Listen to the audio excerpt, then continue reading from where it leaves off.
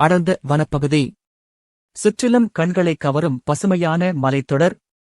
இங்குதான் தமிழ் கடவுள் முருகப்பெருமான் ஒரு மூதாட்டிக்கு மெய்யறிவை உணர்த்திய அந்த ஆச்சரியமான திருவிளையாடல் அரங்கேறியது. மதுரை பெரியார் பேருந்து நிலையத்திலிருந்து சுமார் 25 கிலோமீட்டர் தொலைவில் அமைந்திருக்கும் இந்த புண்ணிய பூமிதான் முருகப்பெருமானின் 6வது படைவீடான சோலைமலை முருகன் கோவில். இதனை பழமுதிர்ச்சோலை என்றும் பக்தர்கள் அன்போடு அழைப்பார்கள். எங்கு பார்த்தாலும் பசுங்காடும் சோலையும் நிறைந்து அழகாக காட்சியளிப்பதால் இந்த மலைக்கு சோலை மலை என்று பெயர் வந்தது. அது மட்டுமில்லாம மரங்களிலிருந்து பழங்கள் உதிர்க்கப் பெற்ற சோலை என்பதாலேயே இந்த தலம் பழமுதிர்ச்சோலை என்று மிகவும் சிறப்பித்து கூறப்படுகிறது.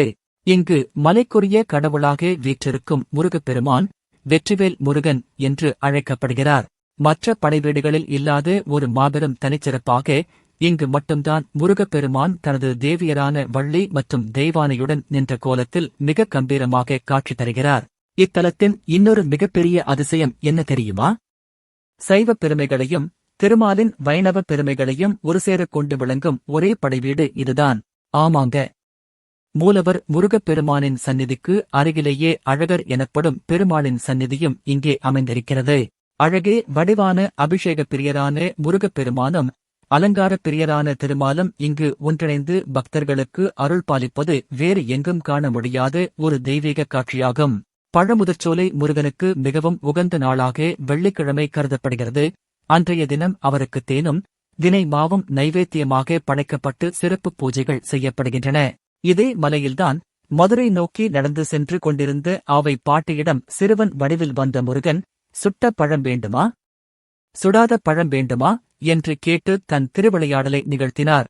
இந்த கோவிலில் நடைபெறும் கந்த சஷ்டி விழா மிகவும் பிரசித்தி பெற்றது.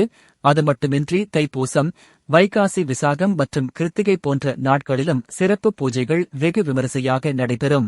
இவ்வளவு சிறப்பு வாய்ந்த பழமுதிர்ச்சோலை கோவிலில் கடந்த 2014ஆம் ஆண்டு வெகு விமரிசையாக கும்பாபிஷேக விழா நடைபெற்றது.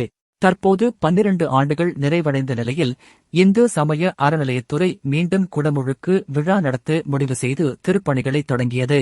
இதற்காக கடந்த ஆண்டு பாலாலயம் செய்யப்பட்டு கடந்த மார்ச் மாதம் முகூர்த்தக்கால் நடப்பட்டு கோவில் திருப்பணிகள் அனைத்தும் இப்போது முழுமையாக நிறைவடைந்துள்ளன. வருகிற ஜூலை 5ஆம் தேதி ஞாயிற்றுக்கிழமையன்று கும்பாபிஷேகம் நடைபெறுவதையொட்டி ஜூலை 1ஆம் தேதி முதலே மகா கணபதி ஹோமத்துடன் சிவாச்சாரியார்களின் வேத மந்திரங்கள் முழங்க யாகசாலை பூஜைகள் தொடங்கிவிட்டன. அழகர்மலை உச்சியில் அரோகரா முழக்கத்தோடு நடைபெறவுள்ள இந்த ஜூலை 5ஆம் தேதி கும்பாபிஷேக பெருவிழாவில் கலந்து கொண்டு வெற்றிவேல் முருகனின் அருளை முழுமையாகப் பெறுவோம். இந்த ஆன்மீக தகவல் உங்களுக்கு பிடித்திருக்கும் என்று நம்புகிறேன். இந்த வீடியோ உங்களுக்கு பயனுள்ளதாக இருந்தால் லைக் மற்றும் ஷேர் செய்யுங்கள். இதேபோன்ற மறைக்கப்பட்ட வரலாற்று அதிசயங்களையும் ஆன்மீக ரகசியங்களையும் எளிமையாக தெரிந்து கொள்ள நமது டைப்போபீடியா சேனலை சப்ஸ்கிரைப் செய்ய மறக்காதீர்கள். Small tips, big impact. ஓம் நமசிவாய.